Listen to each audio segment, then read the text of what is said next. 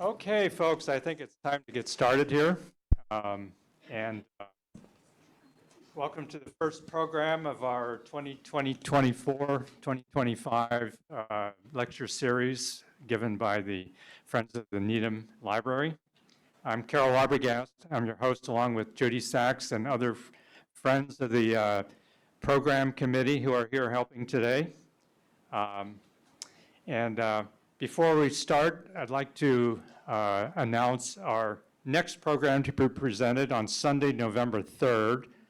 Author Mimi Baird, a resident of Fox Hill Village, will be discussing her book, He Wanted the Moon, an account of a brilliant doctor's descent into madness and his daughter's quest to know him. We'll hope you'll join us. Now it's my pleasure to introduce Wayne Petersen, our speaker today. Wayne has led tours, lectured, and conducted birding workshops across North America and the globe, taking him from the Arctic to Antarctica. Having recently retired as director of Mass Audubon's Massachusetts Important Bird Areas Program, Wayne is still very active as a member of the Massachusetts Avian Records Committee, as a New England regional editor for North American Birds magazine, and as an editor of the New England Christmas Bird Count.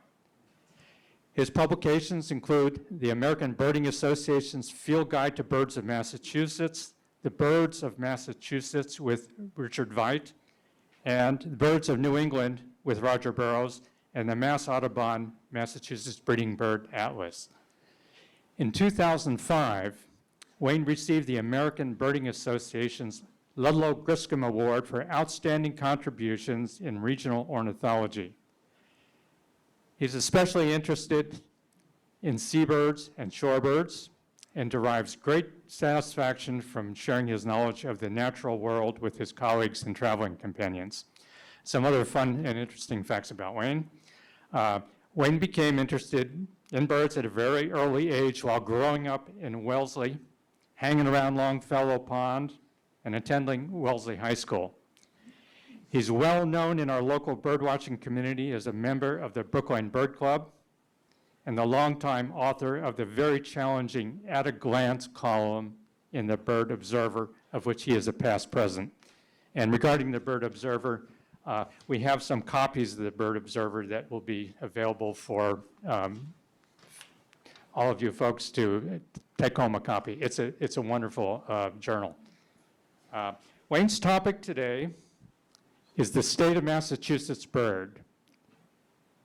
He'll speak for about 45 minutes. Is that right, Wayne? It can be. Okay. Careful what you wish for. And we'll have a short Q&A afterwards. Please welcome me in joining Wayne Petersen.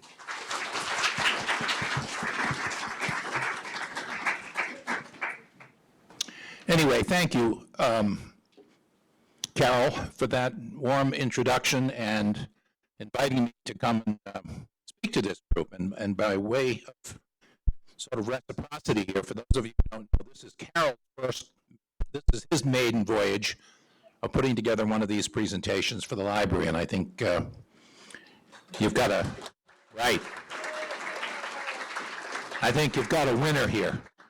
So it was, we're both kind of rookies on the one hand, but neither one of us on the other.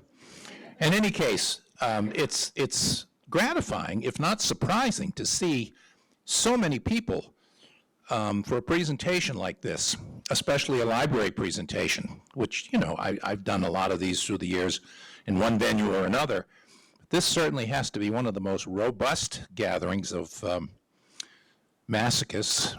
I say that on the front end, so that I appreciate your willingness to give up a Sunday afternoon of football to listen to whatever I have to say.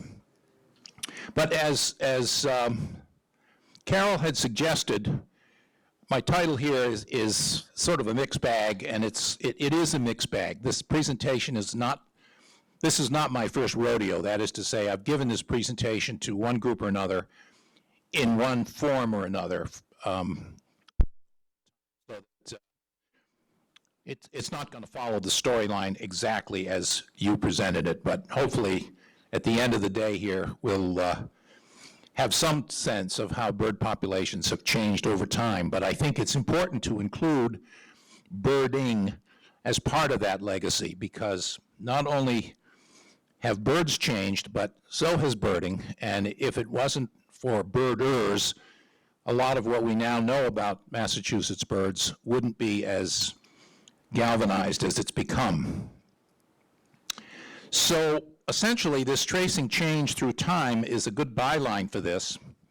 And if I can do this right on the, I have toggles here, and I'm either going to get it wrong or I'm not. I got it right, okay. So welcome to Massachusetts, and I say that because one of the things I think that's important in considering bird populations anywhere on planet Earth is where you are and where that location is as it relates to other things, on a continental basis, on an oceanic basis, on a hemispheric basis. There's a lot of different ways to think about it. But certainly in terms of Massachusetts, if you subscribe to the real estate mantra that it's all about location, location, location, I think that's a good way to sort of front why Massachusetts is such a special place for birds and for birders, in that we have one of the highest ratios of bird watchers to birds of any state in the country, and have had that sort of lock on that level of enthusiasm for a long time. In any case, if the picture doesn't sort of graphically give you a clue, we obviously have oceanfront, which is something that a great many states in the country don't have. We also have a configuration that is made for sort of stopping birds in terms of their comings and goings. And I'm very specifically thinking about the configuration of Cape Cod, because that great big area, Cape Cod Bay, between Provincetown and the straight line across to Plymouth or wherever, that's a basket that at certain times of the year is a wonderful way to trap birds, particularly seabirds during a northeasterly storm, when they effectively get blown into the basket and they mill around in there until they figure out how to get out. And bird watchers have long ago figured out that this is a great way to intercept them while they're close to shore. The other thing that's important is that if you think of Massachusetts and New England on the East Coast, recognizing that the Atlantic Flyway is one of the principal highways of bird migration annually, spring and fall, we're perfectly situated to intercept migrants that are coming and going either from the north headed south or headed back home from areas in the southeastern United States or the Caribbean or continental South America, depending upon what they are.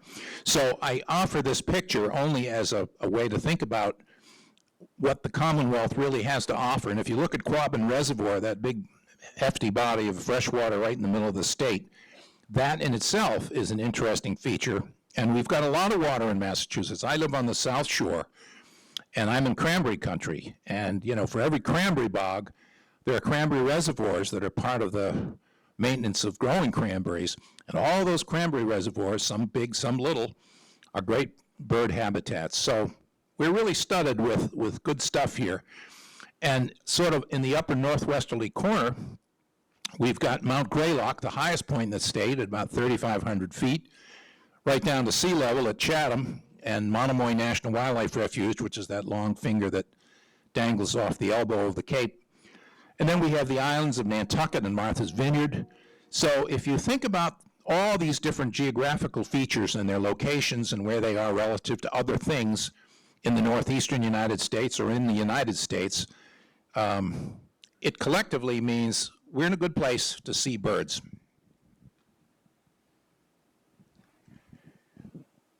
The background that I just gave you is really tantamount to where I'm going to go with this. This little northern saw-whet owl is a little owl that's about a little bigger than this bottle of water on my thing here. They're tiny little guys. But they're not all that uncommon, and one of the things that we have discovered about saw-whet owls is that, and this was not known as intimately as it's known now, they're really quite migratory. And that in the fall, variable from year to year, but coming up this month in November, people who study these things, they're putting out what are called mist nets, fine mesh nets, at night using owl lures, the calls of the saw-whet owl, to sort of bring them out of the sky and get them caught in the net. Turns out northern saw-whet owls are actually pretty common in many areas that you'd have no clue they existed. So that I use this little guy as part of the story, but we'll make believe that he was the one that just told you about Massachusetts and what a great place it is for birds. So if we sort of begin at the beginning, which always seems like a sensible thing to do, let's go back to 1620, in the middle 1600s, when the Pilgrims first arrived here.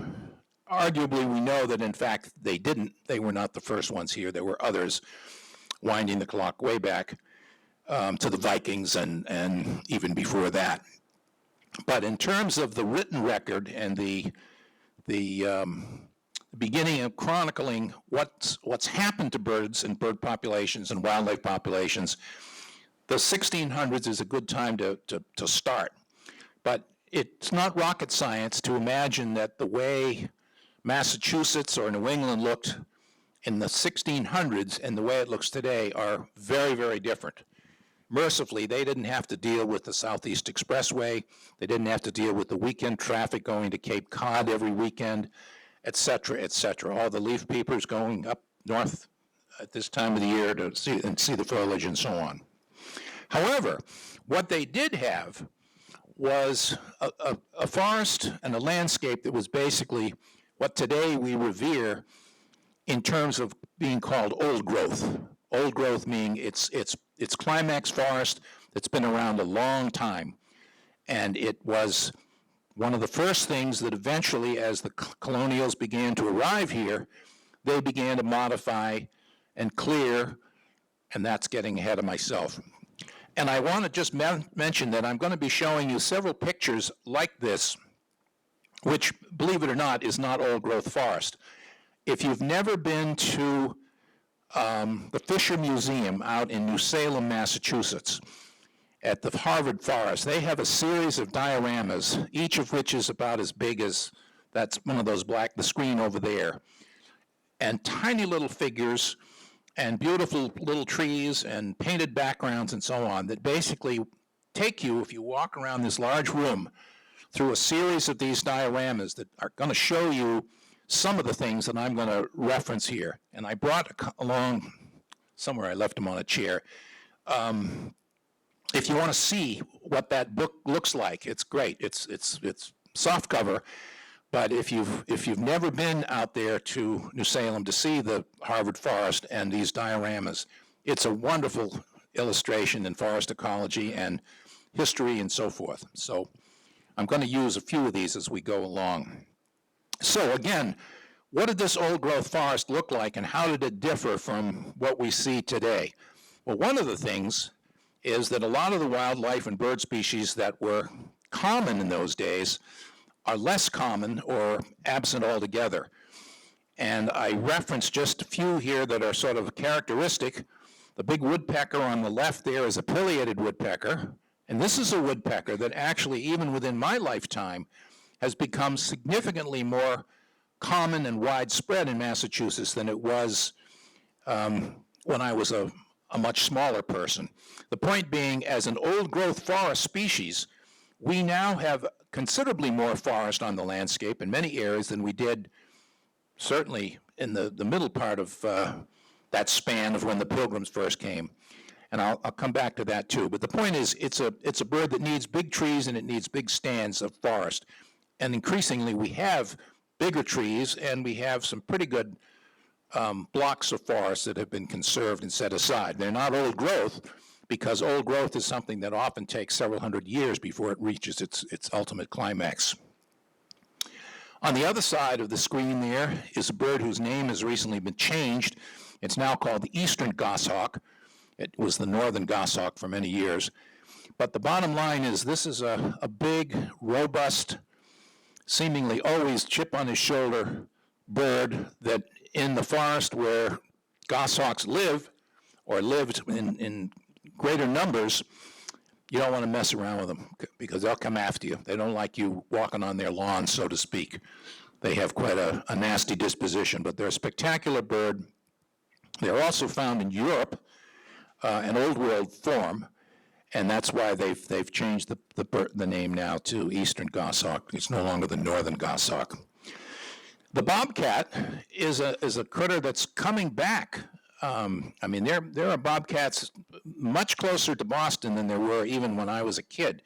You used to have to go out in the Berkshires or places like Quabbin Reservoir to encounter bobcats, and you didn't encounter them very often because they're nocturnal and pretty shy. But the fact of the matter is they were quite common in the day. And believe it or not, in fact, as forests begin to increasingly reclaim, they're moving closer to home here. And the barred owl is one that is really almost common at this point. For all the years that I worked at Mass Audubon, we had barred owls, including nesting barred owls, practically outside my office. And that was wonderful because they have this fantastic call that sounds like, "Who cooks for you? Who cooks for you all?" And they hoot in the daytime sometimes. But the point is, these are all sort of mature forest species that were considerably more common generally than they are today in a lot of places.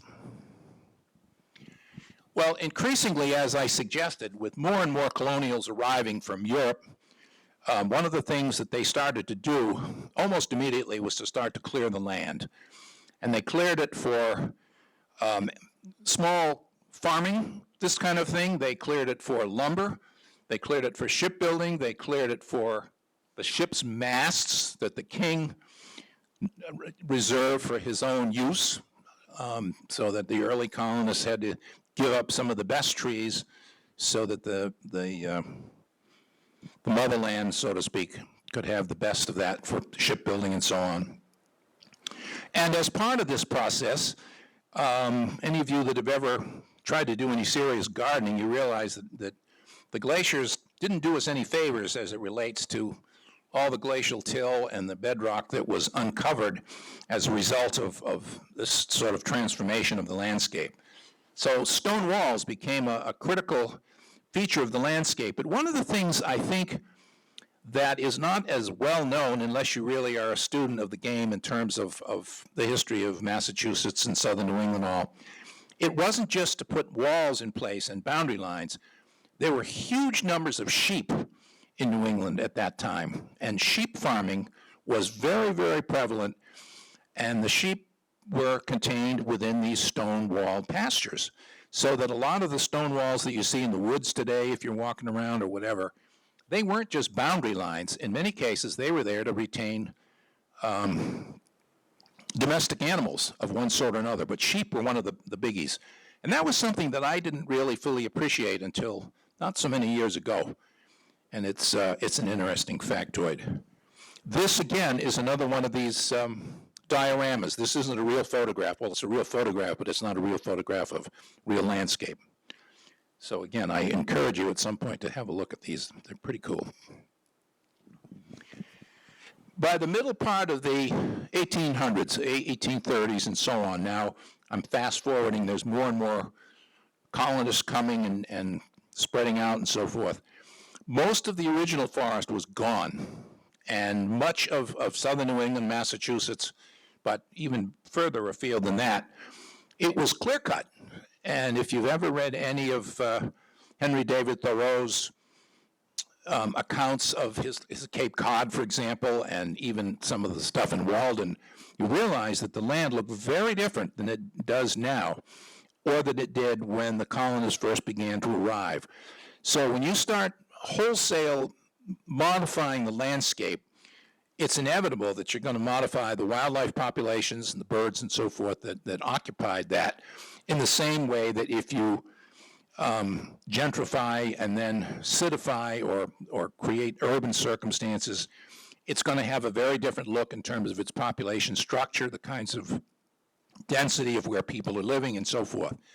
And wildlife is the same.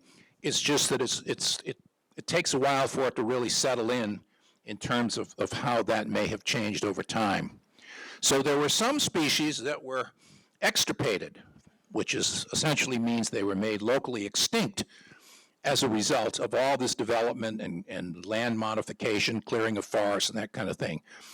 The common raven, the one on the right here, I have ravens. I live in Hingham now, and I have ravens that I hear every morning, and I see them with their young on the roof of the buildings where I'm living, you know, teaching their young to fly, jumping up and down and so forth.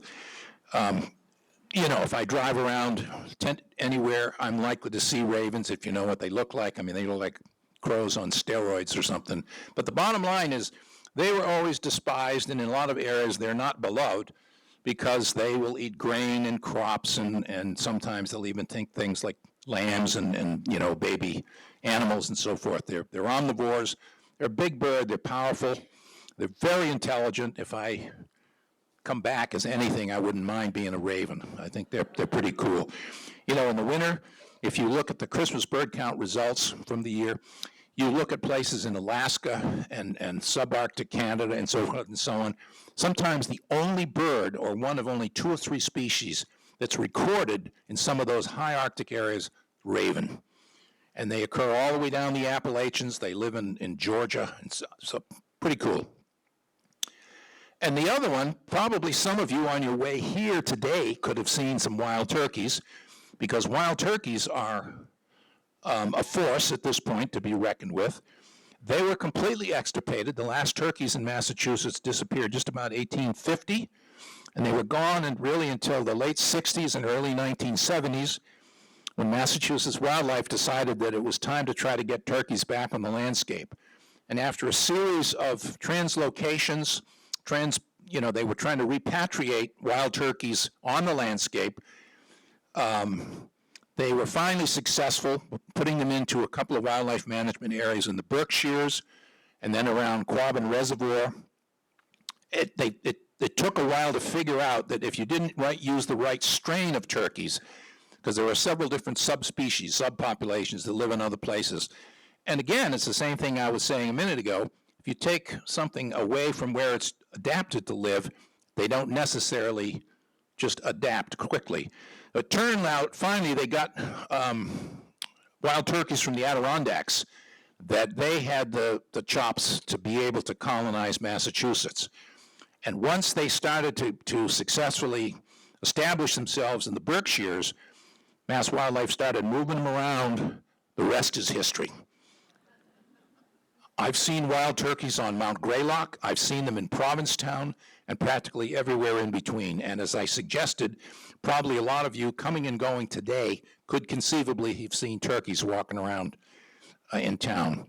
They're a fascinating bird, and they were here obviously when the Pilgrims were here, but their days in the Bay State were numbered until the mid-1850s, and then we finally got them back again. So there were those kinds of changes that took place as a result of these anthropogenic activities. I mean, almost everything that I'm going to talk about for the rest of the morning or the afternoon here is things that you can directly point the finger at people. People were largely responsible for doing many of the things that have significantly affected how these populations have changed. So with all this clearing and all this open land that didn't exist, suddenly there was a window of opportunity for birds like the bobolink, the upland sandpiper, that little sparrow there, the vesper sparrow. These were all birds of open country. They were birds that actually, at that time, were quite numerous in the Midwest, in the prairie states, what we now think of as our breadbasket. Sadly, our breadbasket is overgrown with wheat, soybeans, and, you know, row crops of that sort that basically have altered that habitat. So now a lot of these species are essentially completely displaced from the Midwest, and now they're trying to scratch out a living here in the East, where for a while the living was great. Every single pair of upland sandpipers, that little bird on the bottom there, in Massachusetts, as I speak, is living in an airport, because airports are the only grasslands now that are big enough to support the kind of real estate that upland sandpipers need to survive. We just don't have big enough grasslands any longer to support them.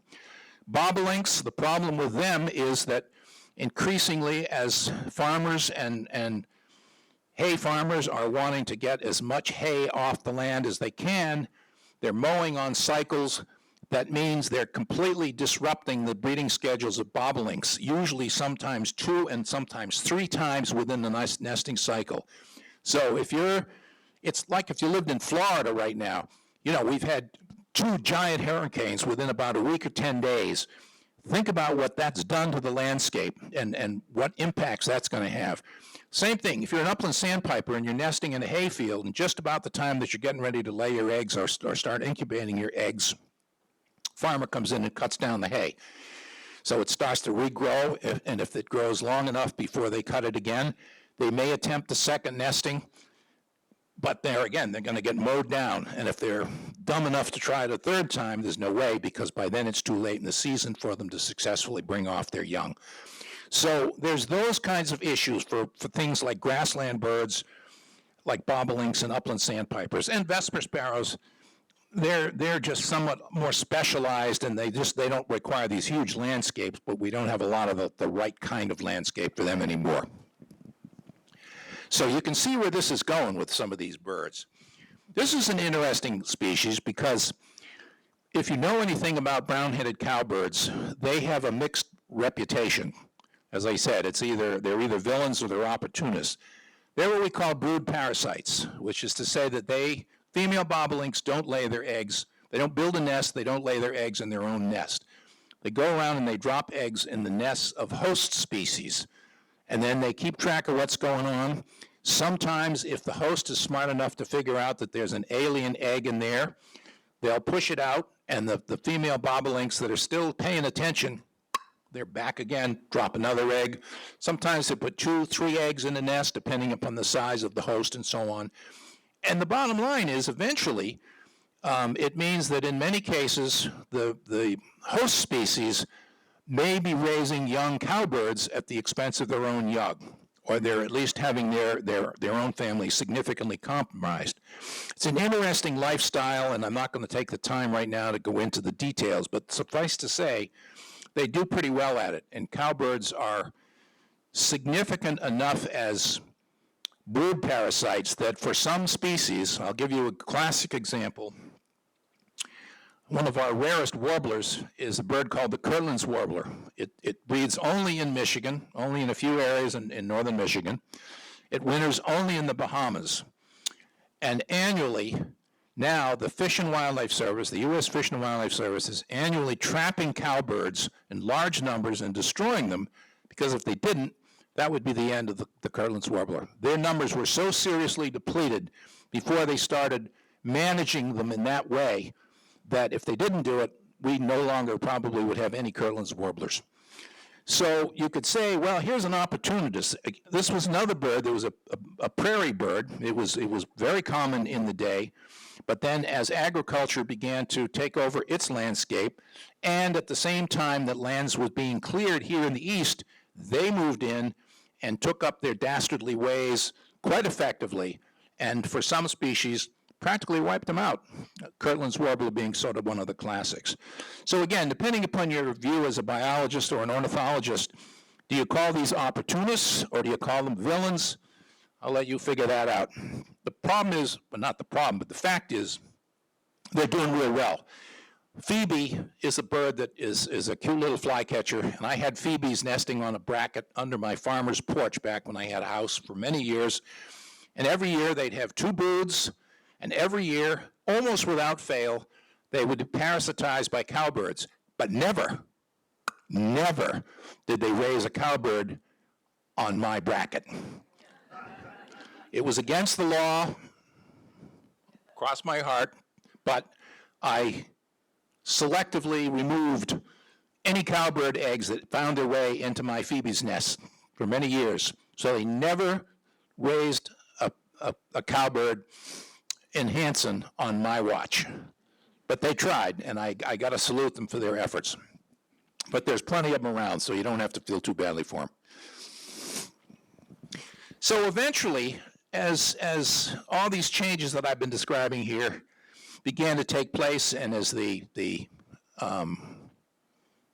lot of the population was starting to move towards cities and was starting to move westward expansion, there was a lot of land abandonment. So all these early farms and uplands that had been cleared of forests and so forth gradually were abandoned, and what followed was the inevitable.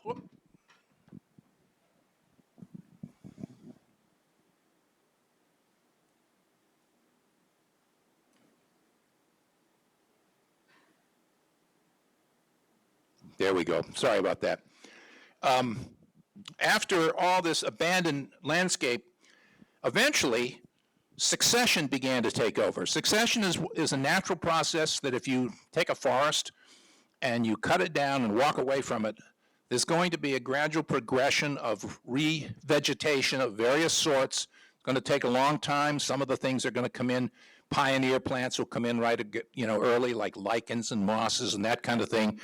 And then eventually, here in New England, southern New England, trees like gray birch, red cedar, white pine, these are all things that will eventually move in, and if you leave it alone, you'll get another whole stage in terms of eventually going toward that climax, which is what we saw when the colonists first arrived and the Pilgrims arrived. But that takes a lot of years to reclaim. But the point is, during the various stages that I'm talking about, I mentioned what happens to some of these open country birds. As you begin to get into these shrubby areas and sort of early second growth, there are other species that take advantage of that, have and did, and were more common then than they are now, or probably were at any point. Birds like the eastern towhee there in the upper left, the prairie warbler, that little yellow guy, the brown thrasher with its magnificent voice. These are all birds that during this period of sort of recovery from all this clearing and so forth were arguably more numerous then than they are or have probably ever been in many, many years. And again, this is a natural process, but it's only natural if we don't sort of make it happen. That is to say, we've accelerated it to the point where now these shrubland birds are some of the species that are in the most trouble these days, because increasingly those shrubland species are beginning to grow up back into forests again. Yes, we're getting our pileated woodpeckers back, but we're losing things like brown thrashers and prairie warblers. So as these forests gradually return, and again, I'm showing these images which are from the Fisher Museum out there in central Massachusetts. I really would encourage you to get out there if you've never seen it. But because it gives you, in addition to the book that I've got here, and I'll show you afterwards, a description of all of this and some of these changes and so forth. But eventually, we came to the point where, at the turn of the 20th century, now lots of things were happening that were unfortunately not all good. In spite of the fact that they were changes, they weren't necessarily good changes. There were lots of birds that were very abundant at that time. A lot of our waterfowl, ducks, geese, swans in some areas, shorebirds, these were incredibly abundant. However, unfortunately, there was this lust for shooting birds for market and for sport. This is a picture that was taken by a friend of mine of a guy that he knew, my friend, when he was a kid. And these are all shorebirds. These are yellowlegs and shorebirds from a day out shooting on the marsh. And this was done in huge quantities. And some of the species of shorebirds were literally, they were put in barrels and they were shipped off to Philadelphia and New York, places in the interior, as food. And arguably, in some cases, they were just shot because it was a sporting thing to do. At the same time that that was going on, this was going on because the feather trade was still a very active, financially lucrative activity for huge numbers of people. And this was all for the purpose of fashion. In other words, as a lot of the long-legged wading birds in the southeast, egrets, roseate spoonbills, things of that sort, or whole birds like this tern that's on this woman's hat, this was all very fashionable, and the millinery trade, not just in this country, but overseas, was a huge, gigantic, it was an industry. And there were birds from the tropics, from India and Malaysia and places of that ilk, as well as South America, that were being harvested literally for their feathers. Some of them were being used this way. Some of them were being used on little wooden branches, stuffed, put under bell jars just as decorative ornaments. You'd put one in the middle of a table, for example, as a decorative ornament. So, you know, this was going on and was going on a large scale because the migratory bird protection legislation really hadn't been put in place until it was thanks to Harriet Hemingway and her cousin, a woman named Minna Hall. These were, I hate to use the word, but it's the word that describes, they were Boston Brahmins. They were wealthy women that had the wherewithal and the means to not only have been part of all of this, but suddenly began to develop the conscience that, you know, this is not doing anything for our birds and wildlife, and we need to do something about it. And it was thanks to the likes of Harriet Hemingway and her cousin and all the contacts that they had in the Boston registry of wealthy women folk that ultimately the Massachusetts Audubon Society was established in 1896. I wasn't around in 1896, but I spent a lot of years working for this organization. And it's an organization that had huge impacts on conservation legislation, bird protection, and education, and continues to this day to have that sort of an impact. But it was one of the real first people on the team, so to speak, and actually preceded by a year or two the National Audubon Society. And for those of you who may not be aware, Mass Audubon is not directly affiliated with the National Audubon Society. There's two Audubon societies in this country. And many of the states have only National Audubon Society representation, but they're all basically doing the same kind of thing. In any case, one of the things that was important as part of that process was the ornithological community was beginning to take on a more serious component than this market gunning and sport shooting and so forth. This is William Brewster. William Brewster was the first president of Mass Audubon. He was the person that Harriet Hemingway and Minna Hall managed to convince, you know, this is outrageous what we're doing here, and all these. And Brewster, even though he collected birds throughout his life, he got the message and realized that, yes, if we don't stop doing this, we're going to be out the door with our bird life and mammals and other things. So he was somebody that carried enough sway that he was able, once they decided, as they formed this organization, we want you, William Brewster, to be our president. And he carved the way.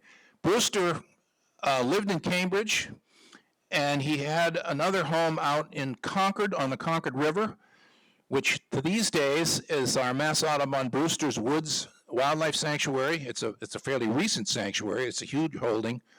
But the bottom line is Brewster was not only significant in terms of his activities as it related to the Massachusetts community and the Massachusetts Audubon Society, he was also the founding director of an organization called the Nuttall Ornithological Club, which meets at Harvard, still does, was established in 1873. It's the oldest bird club in the United States, and it was the progenitor of what is the most prestigious ornithological scientific society in the country, something that was called the American Ornithologists Union. Now it's called the AOS, the American Ornithological Society. But the bottom line is Brewster was a major player in this whole sort of conservation stream that has really carried on the legacy that is now Mass Audubon and bird conservation in many areas. Edward Howe Forbush was a contemporary of Brewster's. Forbush was the first official Massachusetts state ornithologist. He was the one that created, if you've ever had a chance to see that magnificent 3-volume set of books called The Birds of Massachusetts and Other New England States.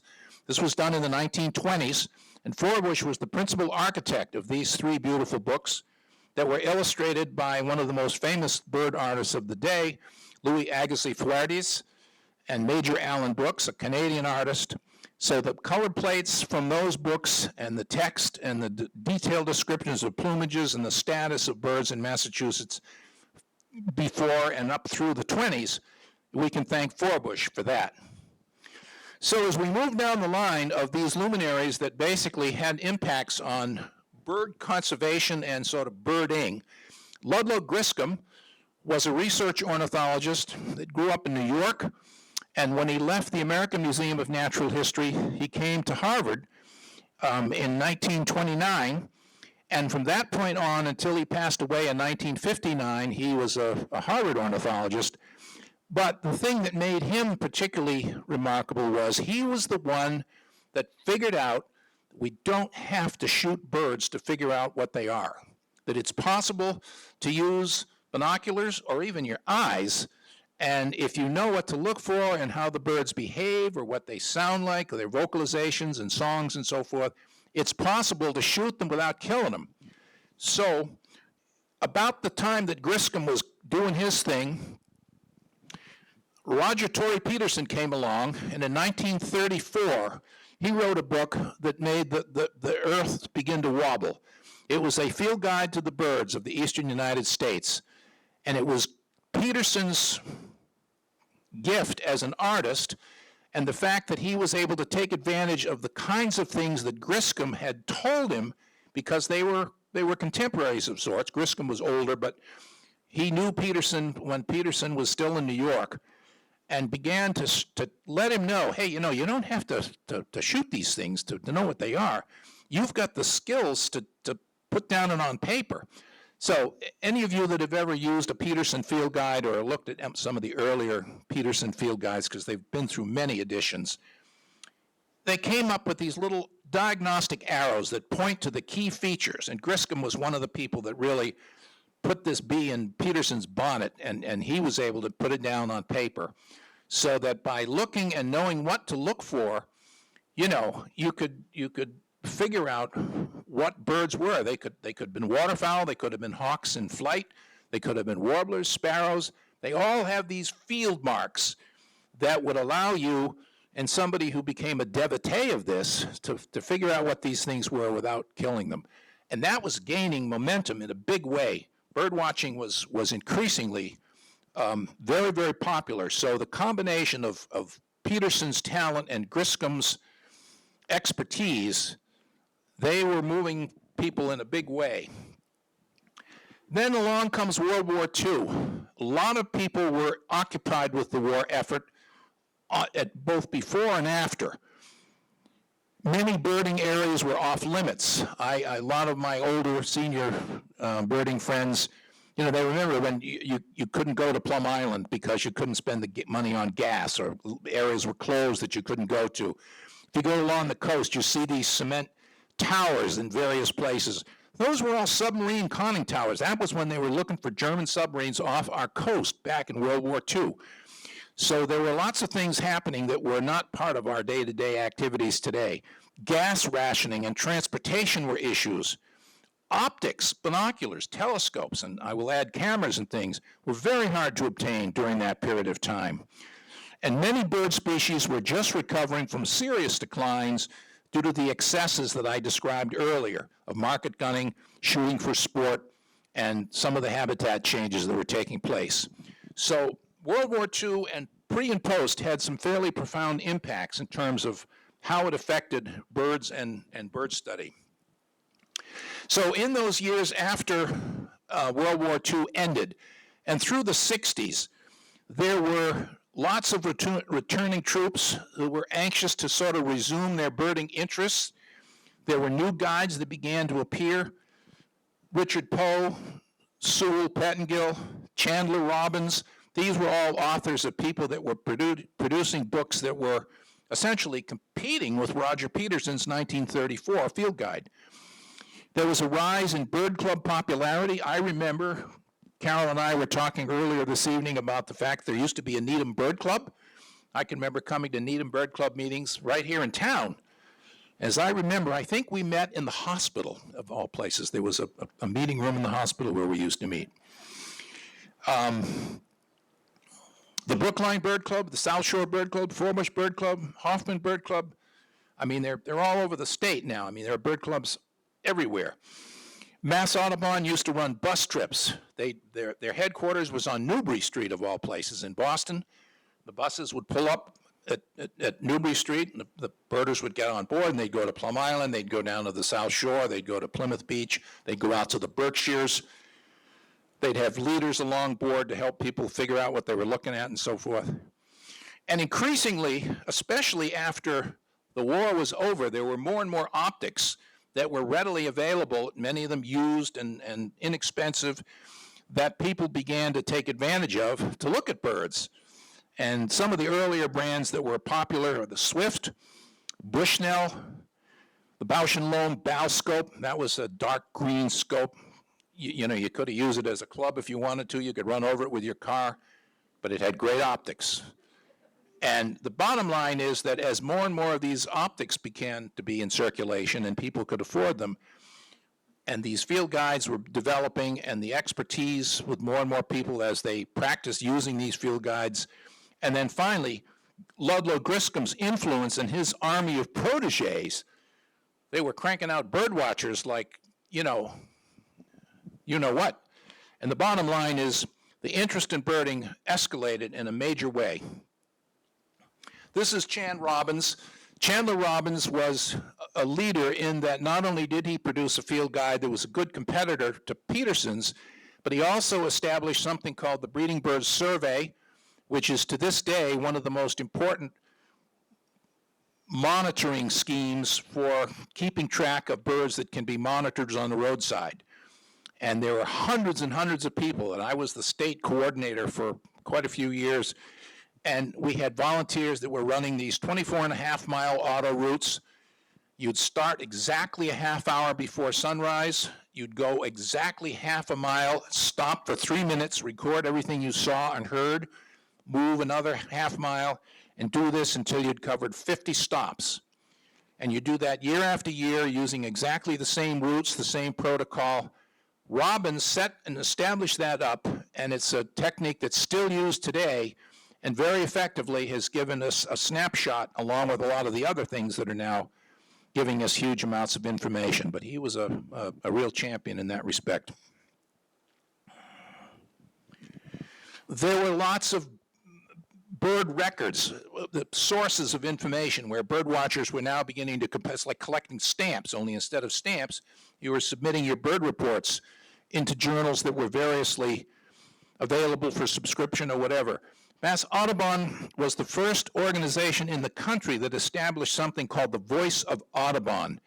Starting in 1954, Henry Parker, who was a board member at that time, and Ruth Emery, who was an employee, the two of them, they came up with a technique where using essentially a dictaphone, in the same way that you used to be able to call the time of day service or the weather on the phone, you could call and you could get a bird report, sometimes as many as twice a week. And people would call in their reports to people like Ruth Emery, and eventually she would put together a transcript, compile it, record it, and people like me, when I was a kid, you used to call, and that was how you found out where the hot birds of the day were. And this was phenomenal. And lots of other communities around the United States quickly picked up on the fact, this guy Henry Parker worked for the telephone company. So he had an in, and he realized the technology, this could be applied to something like bird watching.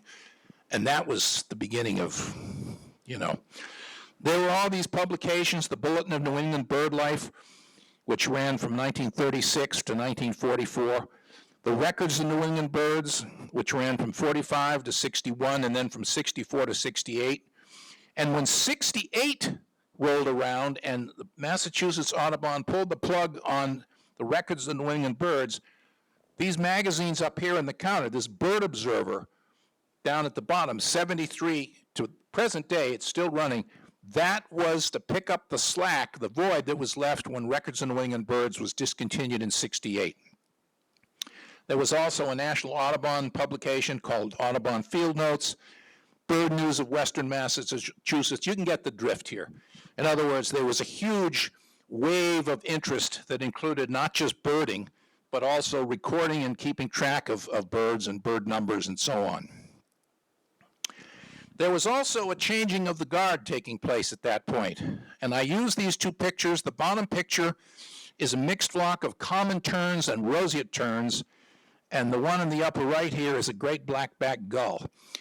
Gulls at one time were relatively scarce in New England, but as the fishing industry increasingly was producing more and more bycatch and they were cleaning fish in the local harbors and things, gulls began to take over a lot of the areas that had historically been occupied by terns, and terns began to decline. And it's not a coincidence that the logo from the Massachusetts Audubon Society is a tern, because tern conservation was one of the things that this developing organization said, hey, we got to step up and do something for these terns here because they're just getting overrun by gulls. So that was one of the things that was happening. Another thing that I probably don't have to remind you people of is that following the war, and increasingly is in the 60s and all, pesticides, with DDT as kind of the poster child, increasingly were being abundantly applied to the landscape to kill insects, largely mosquitoes, but other things. But unfortunately, as I'm sure a lot of you know, there were a lot of other secondary targets. And some of the ones that were secondary targets were some of our most iconic species. Our national emblem, the bald eagle, the osprey, the peregrine falcon. These were all birds that nested in some numbers in some areas, not just in Massachusetts, but in points beyond, that were ultimately done in because of excessive use of these hard pesticides that caused eggshell thinning, as well as problems for people in terms of how some of these pesticides got into even human milk and various other things. Bad news. The bottom line was some of these really spectacular raptors and things, through a process called biomagnification, where, in other words, if an osprey or an eagle caught a fish that had been contaminated with enough DDT, the fish was essentially, it was like a time release. Once it got inside the osprey or the eagle, that pesticide didn't break down, but in fact was bioaccumulated in the tissues of the eagles and ospreys and things that were feeding on fish, to the point where they could no longer lay healthy eggs. So it was like a house of cards. Increasingly, a lot of these birds were getting nailed. Same was true with peregrine falcons. Wetlands were in trouble everywhere during that period. You know, there would be shopping carts and bottles and cans, and it didn't matter what you threw in a wetland. Wetlands were being drained for all sorts of reasons. And increasingly, a lot of wetland birds were sort of in the wake of that. Some of these birds, like the American bittern on the right here, and also birds like the soar, these are birds that are now listed as to some degree of endangerment or threatened, or special concern at least, because the wetlands were so badly degraded for such a long time. But hold that thought, because I'm going to show you something interesting in a minute here that's quite fascinating, and the story behind that is interesting. One of the other things that was, believe it or not, a significant factor was that fire was removed from the equation. And I remember, I'm sure all of you remember Smokey the Bear, and Smokey, there were signs, and, you know, only you can prevent forest fires and this kind of thing. Well, the fact of the matter is Native Americans had been burning with great success, and because they understood the value of it for years, for centuries, because in terms of the restorative aspects that this kind of burning would do. So when Smokey the Bear got a little bit too overzealous, and everybody, you know, there was no such thing as prescribed burning where you deliberately set landscapes on fire and so forth.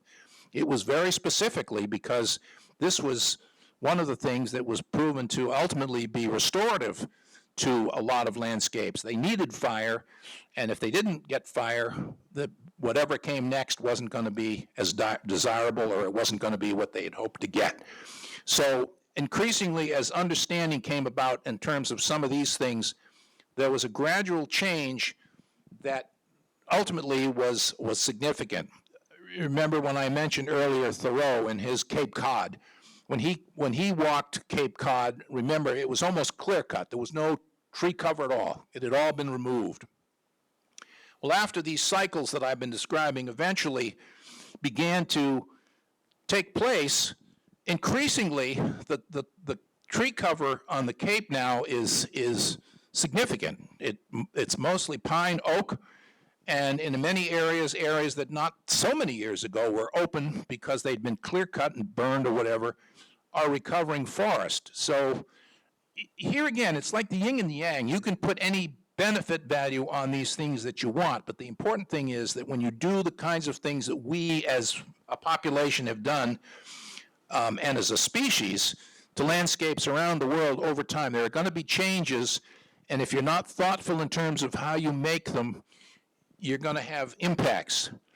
So, for example, when I was talking about some of these birds that were specialists on shrublands, as the shrublands began to revert to pine oak woodlands and so forth, more casualties. Northern harriers, the little grasshopper sparrow on the bottom there, the short-eared owl, these were all shrubland species that eventually began to get very scarce and in some cases were dropping out. We no longer have any short-eared owls nesting in Massachusetts at all, and the grasshopper sparrow is very limited to a few areas. Harriers nest almost completely now on the offshore islands, places like Martha's Vineyard and Nantucket. So that, again, these were casualties again next time around, but just different casualties because of the changes that we were bringing about. In 2009, the U.S. Department of the Interior created a document called the State of the Birds. I brought several State of the Birds here that I'll show you if you want to see what they look like. And these were comprehensive summaries synthesizing the conservation status, threats, and recovery objectives for every major North American bird group. It included detailed focus on selected species, and the report drew on primary North American avian data sets like the breeding bird survey that I described that Chandler Robbins started, the Christmas bird count that was started in 1900, a data gathering scheme called the Waterfowl Breeding Population and Habitat Survey. All of these huge databases were eventually sort of combined and integrated in a thoughtful way, and it was increasingly able to document the changes that was taking place in some of these bird populations. So this motivation to set this thing in motion was that within the last 200 years, and some of this data is a little bit dated now, because as I said, I didn't do this talk just for this presentation, but a lot of this information is still very relevant. 50% of our wetlands were lost, 98% of the tall grass prairie, read the breadbasket, in other words, Kansas, Iowa, Minnesota, the Dakotas, that's the area that was all grassland at one point that now has been converted to agriculture in many cases, or the breeding duck populations that nested in those prairie potholes, those things have been drained for the purposes of planting more of those grain crops and things. Virtually all the virgin forest east of the Rockies, that's the old growth that I was talking about at the beginning.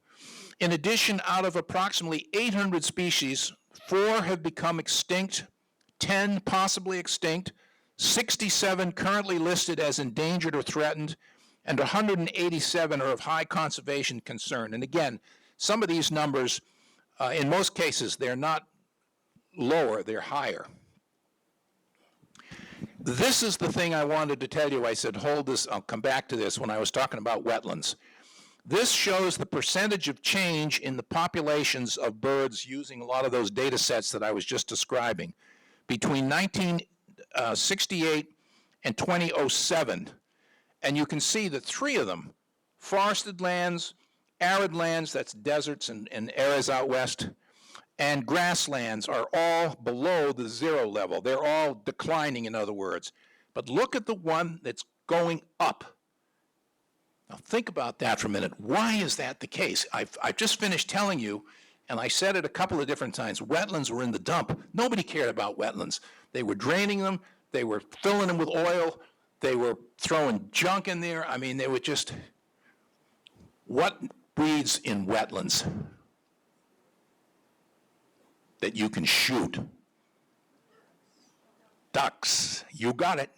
Thanks to Ducks Unlimited and a number of other of these waterfowl conservation groups, wetlands were getting TLC. They were getting all the love they could. And look how the birds responded. As wetlands began to come back, wetland birds, of all the groups here, were the ones that actually were showing the greatest increase. And it's because we could shoot them. We could harvest them, either for sport, for food, recreation, you call it. But it's an ironic twist of the way populations change. I'm reading a book right now that describes in lurid detail the way things like bison, passenger pigeons, great auks, huge numbers of birds like heath hens, prairie chickens, and the list just goes on and on and on. The way these things were absolutely wiped out. Beavers, completely extirpated throughout much of the country and so forth. A lot of the fur bearers. And it was all done under the money. There was money to be made, sport to be had, or, you know, they were taking advantage of Native Americans and trying to trade this stuff off for you know, baubles and whatever. So, dark story, but the fact of the matter is, when we put our mind to it, like we have with wetlands, bingo, we can make things happen. So there's a message here. I'll let you guys sort of dwell on that. But I think the key is clear in this graphic from the Environmental Defense Fund. If you want to look at the real big thing that's been affecting a lot of these populations, it's all habitat destruction and degradation. Doesn't matter if it's grasslands, it doesn't matter if it's wetlands, it doesn't matter if it's forest, deserts, sage flats, and so forth. 88% of the habitat destruction has been responsible for a huge percentage of the declines that we've noted. Exotic species, bittersweet, Phragmites, et cetera, et cetera, et cetera. That's another biggie. Pollution, you'd think, well, pollution's got to be the thing. Well, maybe. But remember also pesticides and all the impacts that pesticides had and are continuing to have. Overharvest and disease. So it's a stair step. And again, if you think about the fact that habitat and the way you change it is going to be a major player, it's going to have profound impacts. So in the heels of the State of the Birds document that I said the feds pulled together, Mass Audubon has produced 3 of these avian report cards for Massachusetts, each of which has described various components of how bird life has changed in the time that since the Pilgrims arrived. Some of the things, as you relate to what I just said about habitat, this is a classic example of fragmentation.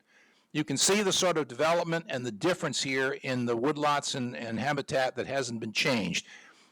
Even if a woodlot is a fragment, it's not as valuable as if it was one continuous block. And the same is true with grasslands. I talked about upland sandpipers and that kind of thing. We just don't have enough of the unbroken, undisturbed, unfragmented habitat to support some of these things. Mammalian predators, in many cases, are thriving in the suburbs now. We've got coyotes in people's backyards. We've got foxes all over the place. And here's public enemy number 1. This is really the bad actor. The numbers of birds that are killed by cats, feral cats, or cats that are not indoor cats, is simply extraordinary. And this has been documented in Britain and Europe, as well as in this country.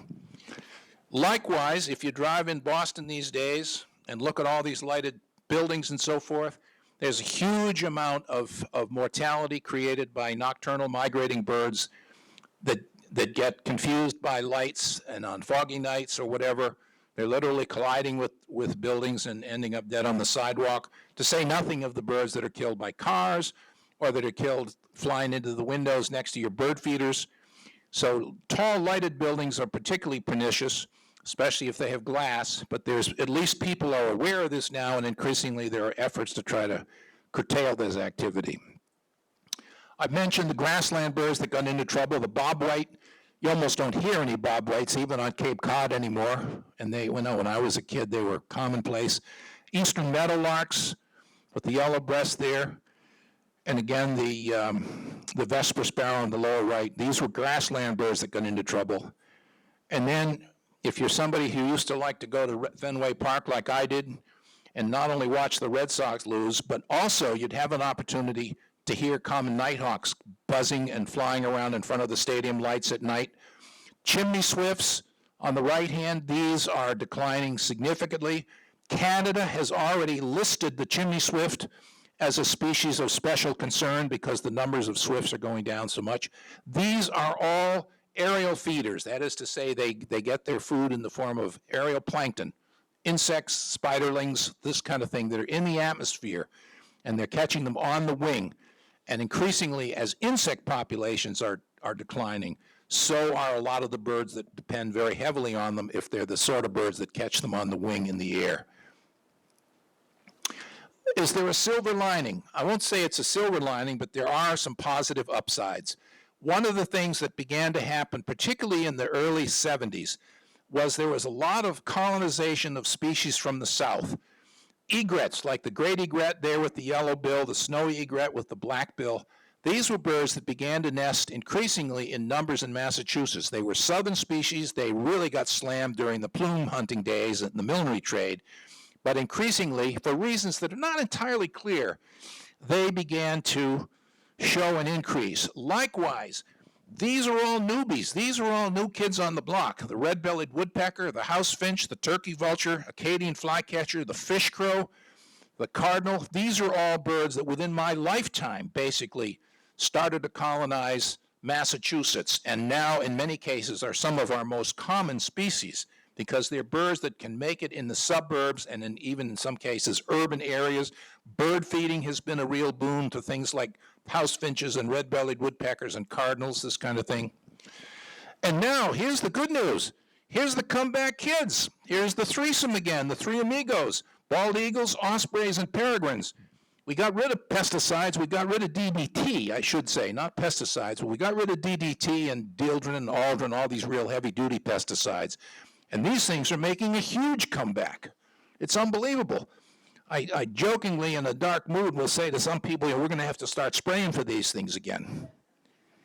The bottom line is, though, that there are lots of trends that are, in spite of how dark, however my presentation may sound, if you go back through the years when some of these state bird books were put together by Howe and Allen, Griscom and Snyder, Veet and Petersen, Blodgett, the Massachusetts Avian Records Committee, look at the number of species that are now on the state list, 320 in 1901, 2018, this is presented in a curious way here. We now have about 519 species on the state list. That's the number of species that have either been regularly recorded or have collectively been recorded here. But that gives you some sense that birds they're not all dead yet, in spite of some of these dire reports that we've heard in terms of how many dead birds are seemingly missing. But there's 27 bird species listed in the state on that's the Natural Heritage and Endangered Species list of rare or threatened or species of special concern. The piping plover and the roseate tern also are on the federal endangered species list. Probably the rarest breeding bird in Massachusetts is the roseate tern in terms of its global population. So here again, there's things here. If you want a quick scan, there's the list of endangered species, endangered in Massachusetts, and threatened species in Massachusetts. And there are some tweaks here. Again, I didn't go through and sanitize this a little bit, but for example, the bald eagle is no longer on the list, and piping plovers are improving their status, so on. But this gives you some of the cast of target species. But these report cards, this is the third of these documents, these state report cards, and I've got these up here if you want to see what they look like. And a lot of this information is on our Mass Audubon website, so you can access. So who knows what climate change is going to bring about? Here's the white elephant or the 500-pound gorilla, because it's inevitable that there are going to be changes, and a lot of them we've seen within the last 2 weeks in Florida in terms of how climate change is going to be affecting climate on a broad scale and in really horrendous ways. So there are clearly climate signals that are notable here. I'm not going to read these. You can read them as easy as I can at this point. But I think the important thing is that climate is one of the things that we really need to pay attention to, not only in terms of how it's affecting weather, how it's affecting sea level temperatures, or sea level rise and ocean temperatures. The Gulf of Maine is the hottest, shall we say, body of water on the planet. In other words, there's no area that has shown more warming in the recent past than the Gulf of Maine. And that's basically in our backyard. So that's not a good thing. And for some of these birds, we just don't know. The sharp-tailed sparrow down there, the salt marsh sparrow on the bottom left, the projections are that probably by 2050 they'll be gone, they'll be extinct, because the sea level rise is such that the salt marshes that they require for breeding are basically going to be destroyed. Phalaropes, we don't know what's going on with them. Oops, I'm sorry. Let me see if I can recover this. Hopefully I can. I'm almost done here. No, I may not be able to. Not with ease. Anyway, I had, I think, one more slide, and it was a thing from Jonathan Franzen. It was a quote about birds, and well, maybe I can, let me see here. Let me just see. Oh, son of a gun.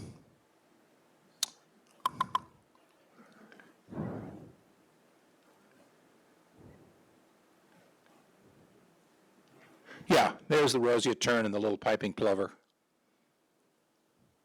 What can you do? That should be the question that everybody is asking after this dire thing. Let me see if I can get this back, and you can just, and I'm happy to answer questions, so, and I won't be mad if you walk out on me.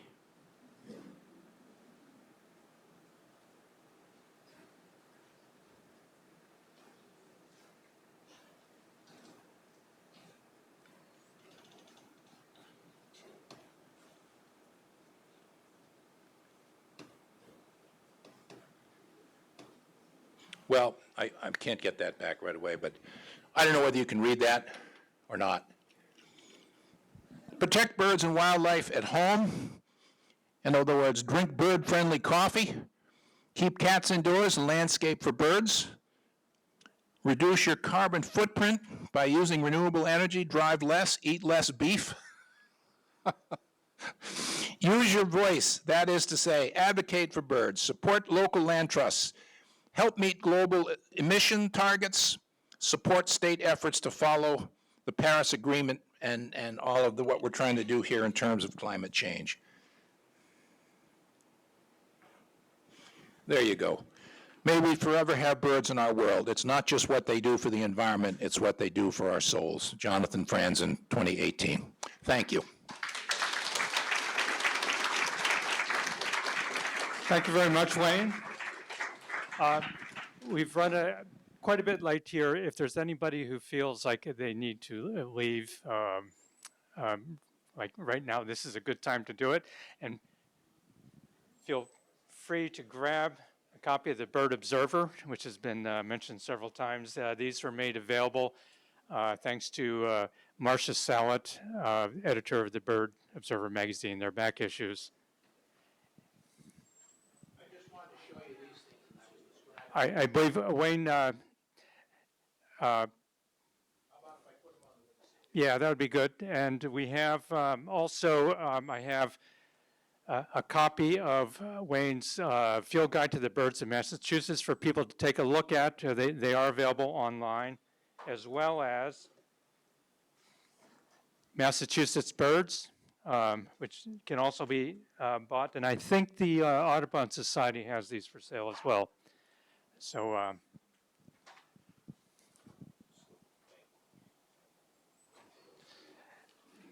see people are hanging in there. Can we have it's okay to have a brief Q&A? Very brief. Yeah. Okay, here we go. You ready for some questions, Wayne? Sure. Okay. Fire away. Okay, here we go. When I was growing up in the nearby town of Sherburne back in the 50s, we had whippoorwills. In fact, they used to drive us nuts, keeping us awake at night. But I haven't heard of whippoorwill in decades. What happened to them? Is primarily ecological. Their problem is one primarily of ecology. That is to say, as forests and so forth have been cut and changed and regenerated, and they're at different stages, whippoorwills are very sensitive to what they like. The best place probably for whippoorwills in Massachusetts is Miles Standish State Forest down in southern Plymouth County. It's an area that's pine oak, low understory of shrubby stuff, dry. They don't like wet woodlands. They're not in that kind of stuff particularly. So my guess is that where you used to hear whippoorwills, and I hear you as far as keeping you awake and being annoying and so forth, but that's the thing that in terms of the efforts that are being made to manage for whippoorwills, they're trying to get habitats back at the stage that they like. And they're showing in some places a response to that. But I think that's the story behind that one. Will the storms in Florida cause some of the bird species to come north?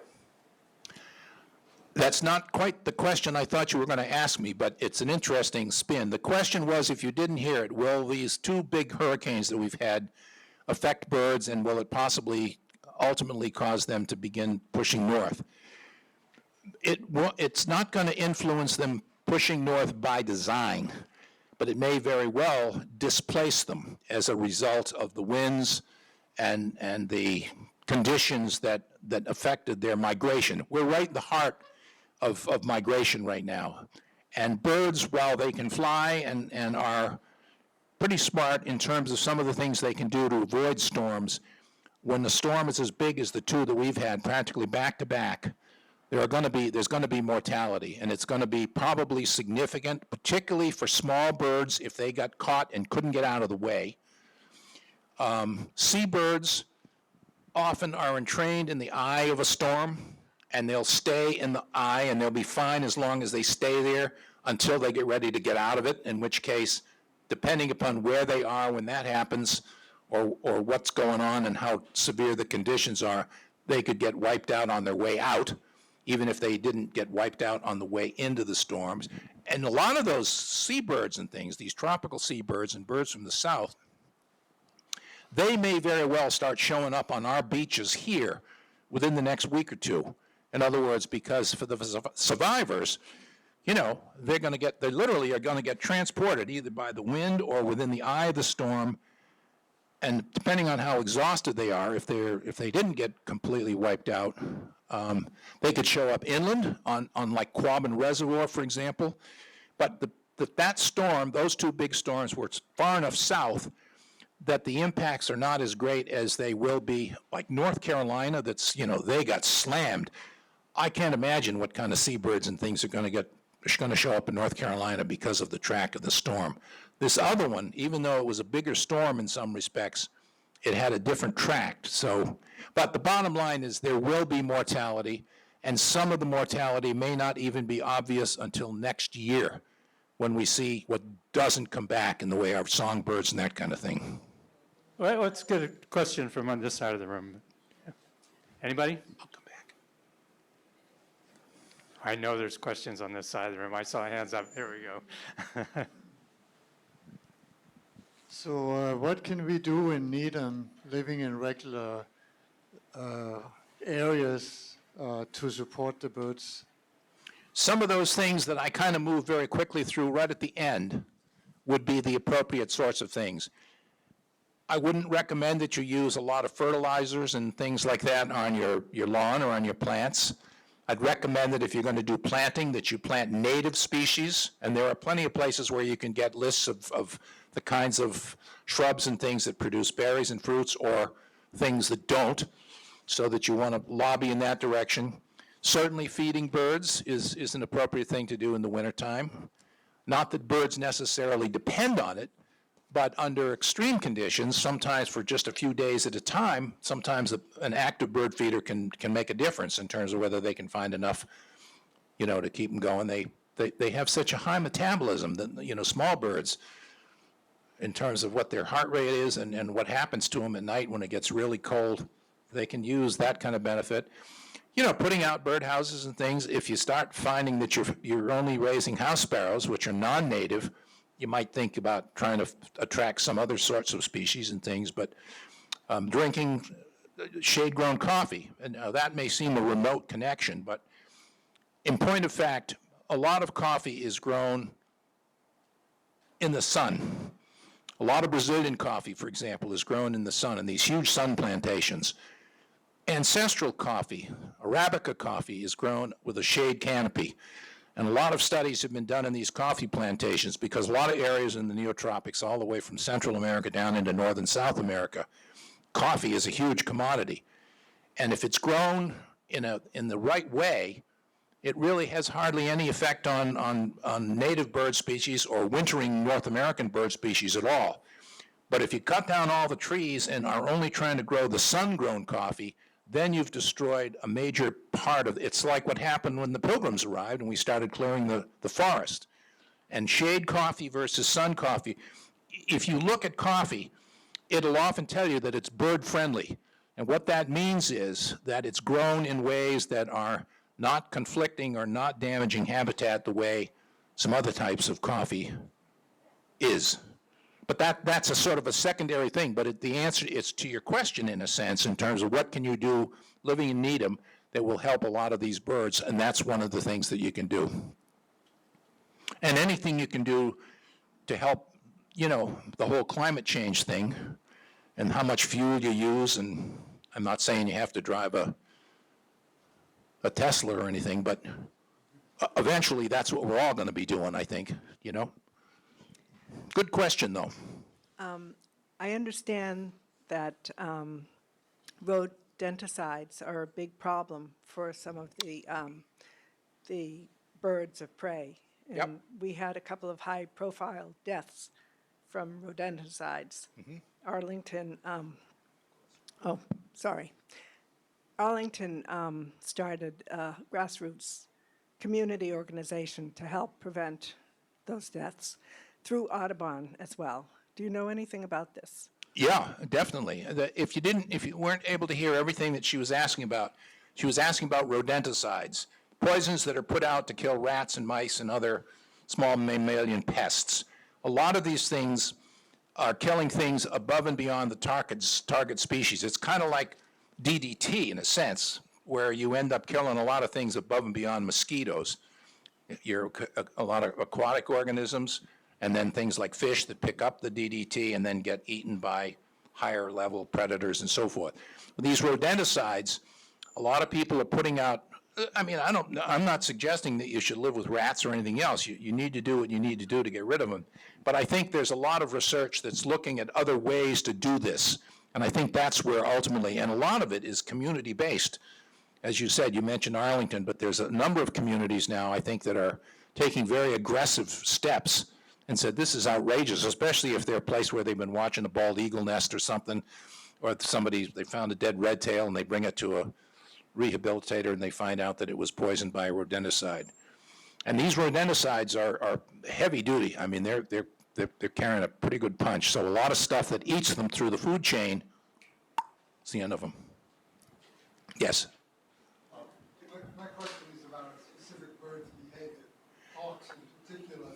Why do they make noises that they're screeching when they're hunting? You would think that would give a clue to the prey. Well, are you sure they're hunting? I mean, your question is valid, and I think the answer is that they're probably not hunting when they're doing that. That is to say, they may be calling either because their territory is being infringed on by a similar individual, same species that's intruded into it's like if somebody's walking across your lawn and you don't want them on your lawn, you're going to yell at them, that kind of thing. But you're absolutely right. I mean, if you ever have the opportunity to see a peregrine falcon, for example, peregrine it's not squealing on its way down. It's very quiet, very sneaky, and a lot of times the prey is actually captured before they ever even know it's happening.